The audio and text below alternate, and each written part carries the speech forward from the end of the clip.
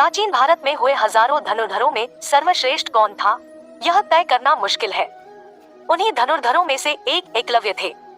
एकलव्य को कुछ लोग शिकारी का पुत्र कहते हैं और कुछ लोग भील का पुत्र। कुछ लोग यह कहकर प्रचारित करते हैं कि शूद्र होने के कारण एकलव्य को गुरु द्रोणाचार्य ने शिक्षा नहीं दी थी, लेकिन यह सभी बातें गलत है। एकलव्य को लेकर समाज में बहुत तरह की भ्रांतियां इसलिए है क्योंकि लोग महाभारत और पुराण पढ़ते नहीं और जिसने जो लिख दिया उस लिखे हुए की बात को ही सत्य मानते हैं। एक झूठ को जब बार बार प्रचारित किया जाता है तो वह सत्य ही लगने लगता है। सत्य को जानने के लिए तर्क को अलग रखकर धैर्य का परिचय देना होता है। सभी ने महाभारत की इस कथा को तोड़-मरोड़ कर अपने अपने तरीके से लिखा। आप देख रहे हैं द धार्मिक रहस्य। चलिए अब करते हैं ज्ञान की बात। वीडियो में आगे बढ़ने से पहले हमारे चैनल को सब्सक्राइब कर ले और बेल आइकन दबा दे ताकि आपके पास सबसे पहले नोटिफिकेशन पहुंचे। दरअसल महाभारत का संपूर्ण प्रपंच श्री कृष्ण की इच्छा से संचालित होता है। पांडव पक्ष के सभी वरिष्ठ लोगों ने अर्जुन को बचाने और उसे महान बनाने के लिए हर तरह का भेद और प्रपंच किया। यदि गुरु द्रोण ने एकलव्य से अंगूठा मांग लिया था तो उसके पीछे भी श्री कृष्ण की ही इच्छा थी। महाभारत में एक स्थान पर श्री कृष्ण ने अर्जुन से स्पष्ट किया कि तुम्हारे प्रेम में मैंने क्या क्या नहीं किया है। तुम संसार के सर्वश्रेष्ठ धनुर्धर कहलाओ, इसके लिए मैंने द्रोणाचार्य का वध करवाया, महापराक्रमी कर्ण को कमजोर किया और न चाहते हुए भी तुम्हारी जानकारी के बिना निषादराज के दत्तक पुत्र एकलव्य को भी वीरगति दी ताकि तुम्हारे रास्ते में कोई बाधा न आए। प्रारंभ में एकलव्य का नाम अभिद्युम्न रखा गया था। प्राय लोग उसे अभय नाम से ही बुलाते थे।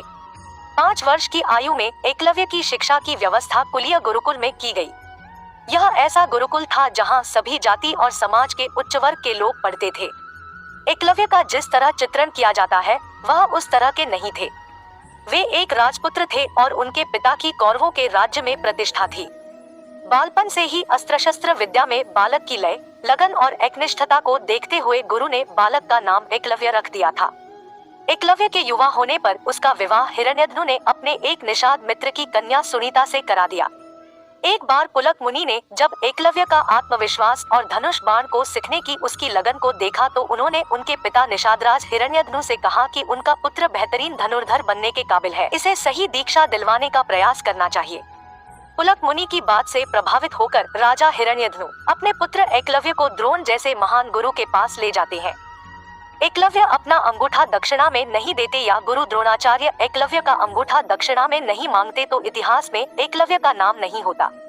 एकलव्य को इस बात का कभी दुख नहीं हुआ कि गुरु द्रोणाचार्य ने उनसे अंगूठा मांग लिया। गुरु द्रोणाचार्य भी एक ऋषि थे, वे भलीभांति जानते थे कि उन्हें क्या करना है। वे भीष्म पितामह और अर्जुन को दिए हुए वचन से बंधे थे। गुरु द्रोणाचार्य के समक्ष धर्म संकट उत्पन्न हो गया था।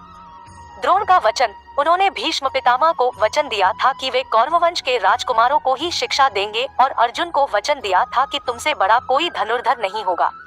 गुरु द्रोणाचार्य ने यह नहीं कहा था कि मैंने किसी शूद्र को शिक्षा नहीं देने का वचन दिया है, लेकिन इस घटना को कुछ लोगों के समूह ने गलत अर्थों में लिया और उस अर्थ को बढ़ा चढ़ाकर प्रस्तुत करके समाज में विभाजन किया। इस सामाजिक विभाजन को हवा देने वाले संगठन भी कौन है यह सब जानते हैं। द्रोणाचार्य ने जिस अर्जुन को महान सिद्ध करने के लिए एकलव्य का अंगूठा कटवा दिया था, उसी अर्जुन के खिलाफ उन्हें युद्ध लड़ना पड़ा और उसी अर्जुन के पुत्र की हत्या का कारण भी वे ही बने थे और उसी अर्जुन के साले के हाथों उनकी मृत्यु को प्राप्त हुए थे। द्रोणाचार्य के चरित्र को समझना अत्यंत कठिन है। तो मित्रों, आपने देखा एकलव्य कितना बड़ा धनुर्धर था। तो आपको वीडियो पसंद आए तो वीडियो को एक लाइक करें। ऐसी और वीडियो देखने के लिए हमारे चैनल को सब्सक्राइब कर लेना। जब तक आप देखते रहिए द धार्मिक रहस्य।